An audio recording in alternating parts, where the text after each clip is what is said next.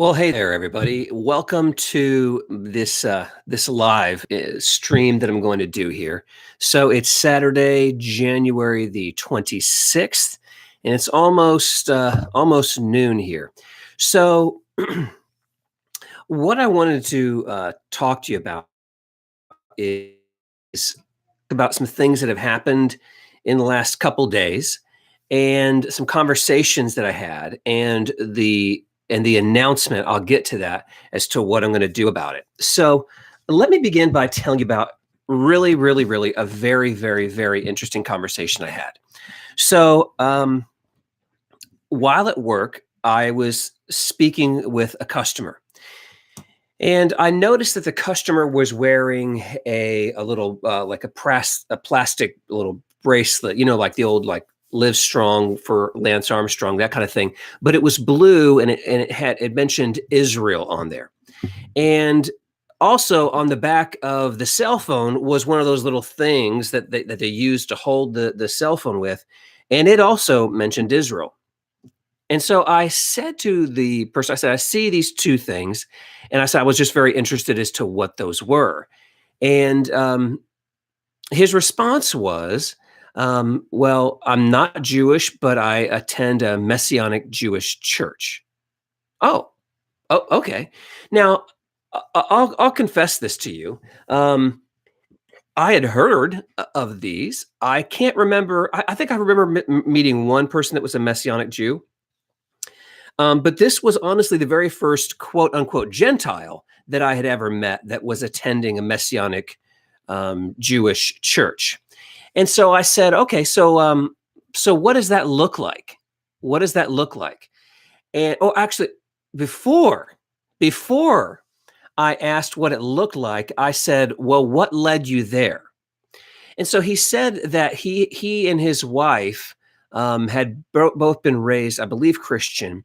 And his wife had basically found an article or a website that had a page basically talking about, are you worshiping according to traditions or to truth? Well, as soon as I heard this, the Adventist, like, it starts going off like, oh my God, oh my gosh, oh my gosh. Yeah, I know what's going on here.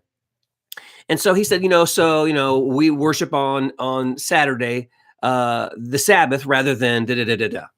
So I'm like, okay. And I can feel, and I confessed this to him later, that I started feeling very defensive as soon as he started explaining this. And I go, okay, so you do that. And he's like, he goes, we saw this. And that's when I realized we need to make some changes. And he said, so we started looking for some churches that worshiped on Saturday.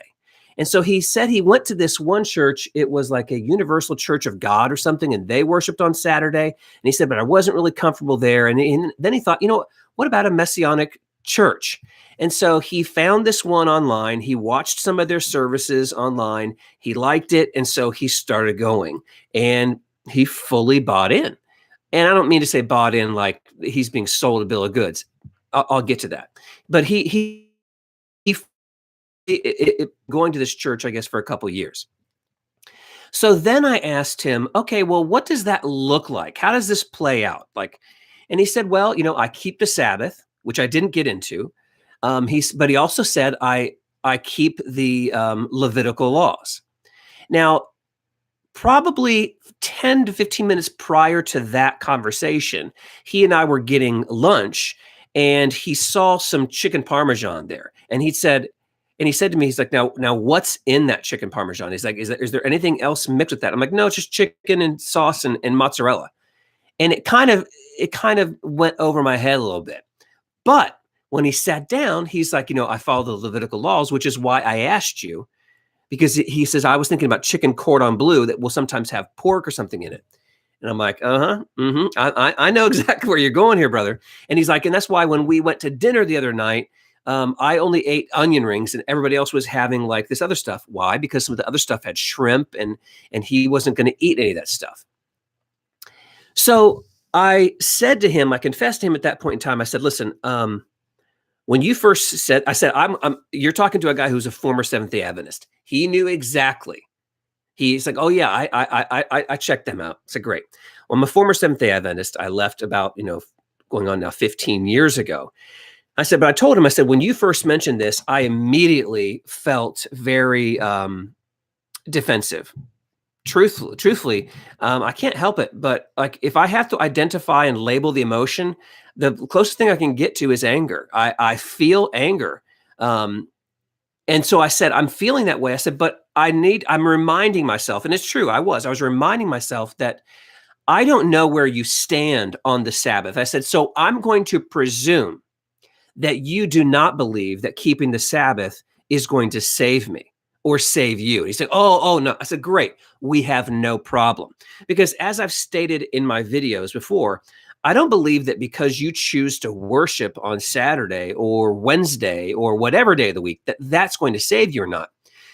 I have issue when anyone, this is not just restricted now to Adventists. I have a problem when anyone says you must worship on this day, or if they were to say you have to worship on this day or this time or this place or with these people. No. I'm rejecting that right away. So I have no issue with my friend doing this. That's perfectly fine, as long as you're not equating this to here.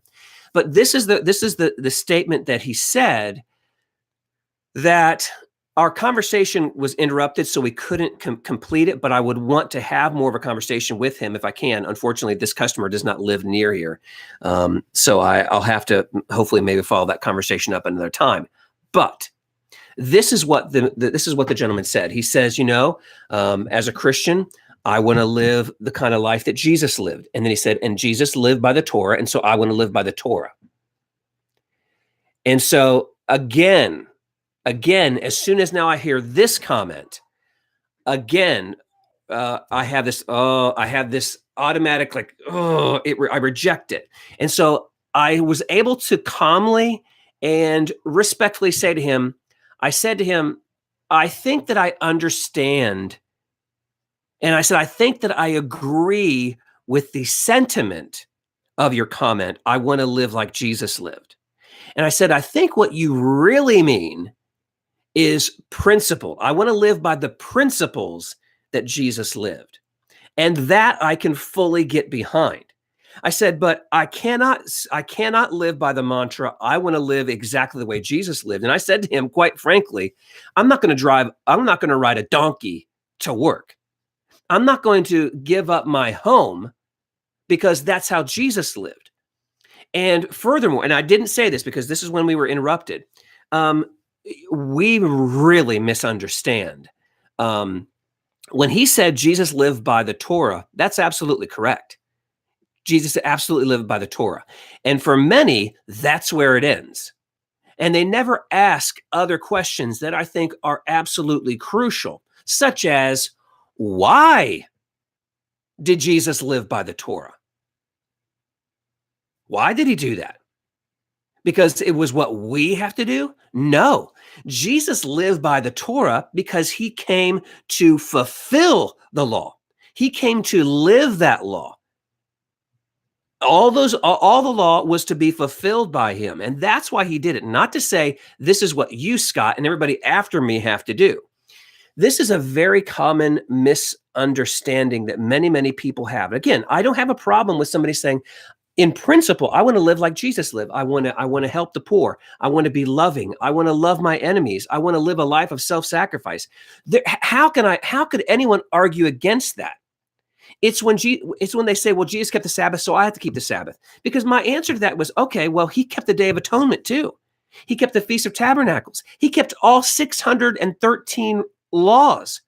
And so that would be the question I would ask my friend in the Messianic, this Gentile in the Messianic church, or I'd also ask any other actual Jew in that congregation, do you feel obligated then to obey all 613?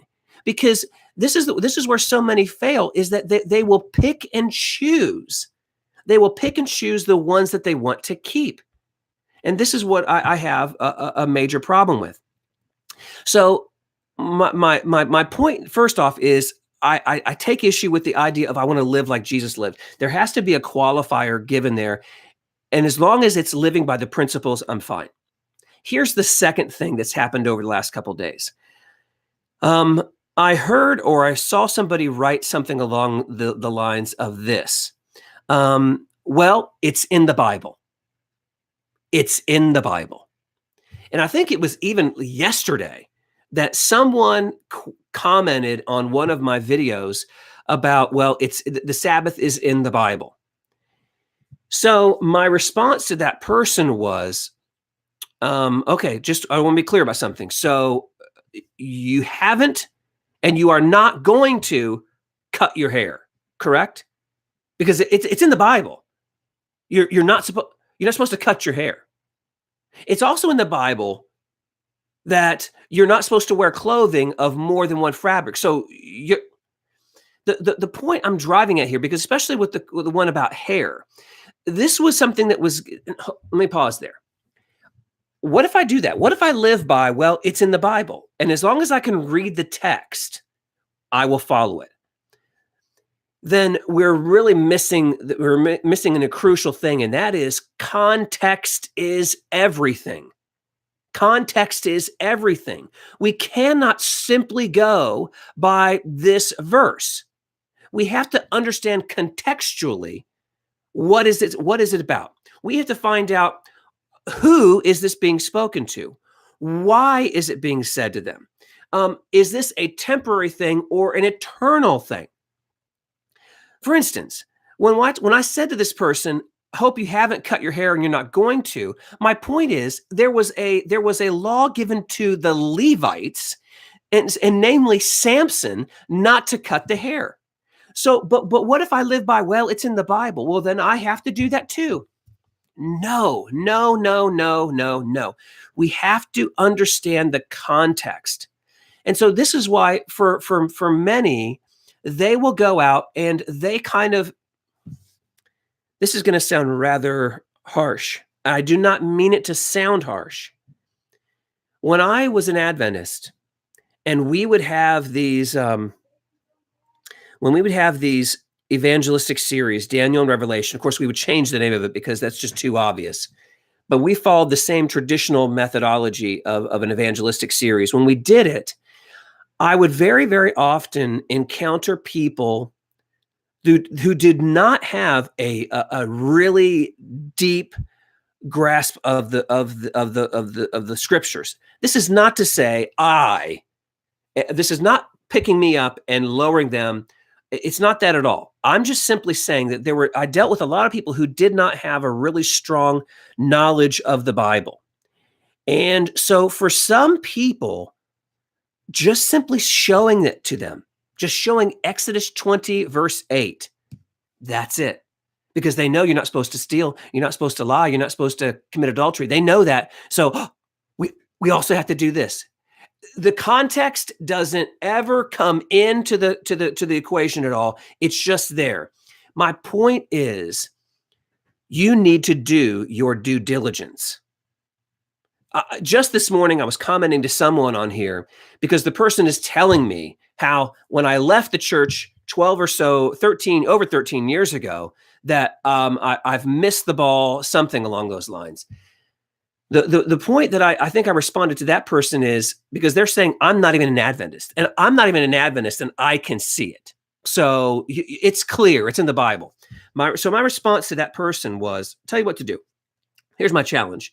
I want you to go ahead and find the 27, 28, or 29 fundamental beliefs, whatever they currently are. Find them. Find all the Adventist proof texts that they provide you. Look them up. And then I want you, because now you clearly have the Adventist view and interpretation on that text or those texts. My challenge is go ahead and start getting some concordances. Start doing some research and find out what 3 other theologians or Bible scholars from other denominations think. How do they interpret those? Because you're going to find something dramatically different. My point is, Adventism truly applies, it really not applies, it appeals to a person or persons who are not deeply rooted in hermeneutics, being able to know I need to go. For instance, if you love me, keep my commandments. That's it. They read the word commandments and they think 10 commandments. That's it for them. But not understanding that you have to start looking at the Greek and the Greek and the Hebrew. You have to look at the Aramaic. You have to look at all this kind of stuff. This stuff matters. But to so many who are pulled into Adventism, they simply follow this thing of, well, it's in the Bible. And not, listen, not that, okay, following the Bible is crucial. Following the Bible is crucial, but we have to be following what the Bible is truly saying. What is the Bible truly meaning? The context is everything. So all that to say, what is the page announcement? You ready? Here is the page announcement. There are a number of proof texts that Adventists will use to say this. Here you go. Whether they're using texts to prove the Sabbath or the state of the dead or investigated judgment, ridiculous, or whatever the case might be, there's all kind of texts that they will use. And what I'm planning to do, and I hope I can stick with this, what I'm planning to do is I'm going to record videos on the proof text. I will present to you the text that is very, very often quoted. And I will present to you, if I have the energy to do it, I will provide you with what different commentators actually say about that text. And I'll give you kind of where I weigh in on that. Not that I'm the final authority. I'm just going to give you my opinion. Okay. And hopefully those of you who are transitioning out of Adventism or you're investigating it or whatever, hopefully it'll edify you. Hopefully it will maybe encourage you and like, okay, that helps. That's what I'm hoping to do. So I'll create new videos.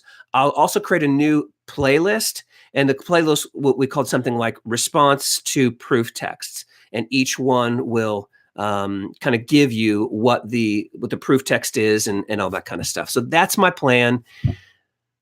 We'll see how it goes. But anyway, that's the page announcement. If you're not already subscribed to this page, please do so. It means a lot to me.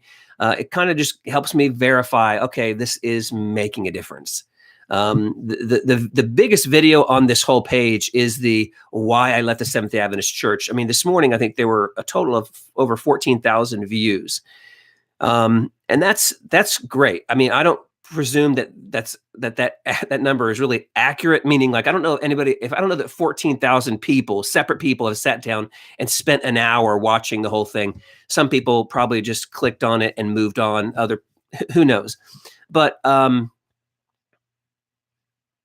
what was I going to say? I don't know. This happens. This is attention deficit disorder in action. So anyway, what I was saying was, thank you so much for your encouragement and things like that. I greatly appreciate it. If it is helping people, that's really what I want. That was what I was saying. Subscribing and liking the videos really does help me. It edifies me. So I appreciate that and all the kind words that you guys say and the encouragement. So I'll read a couple of messages here. Good day, Scott. Jesus always did what his Father wanted him to do. Jesus is an example. He's a redeemer. That's true. That's true. I think he is an example as well. But I understand exactly what you're saying, Michael, no doubt. Adventists are literal in their thinking like children. A more sophisticated manner of thinking is needed to understand the gospel message and what God wants us to do and how to live in 2019. That's absolutely correct. I think one thing I mentioned earlier in another video was that there's living by law, and then there's living by principles. And living by principles is such a greater thing. There's also living by law, and there's living by faith. And if you ever want to know what is more challenging, it is living by faith. There is simply no comparison between living by the law and living by faith. It takes so much more to live by that. So thank you for that. Interesting. We'll be looking forward to watching this. Thank you, Deanna. I appreciate that. And I watch all your videos and take notes. Well, Michael, again, appreciate it. hope you're getting some good stuff there. So, all right, everybody, enjoy your day, and just so keep watching, and hopefully in this next week I will produce video number 1. I don't know what passage it's going to be yet, but it should be up here ever so shortly. So anyway, God bless you guys. We'll see you next time.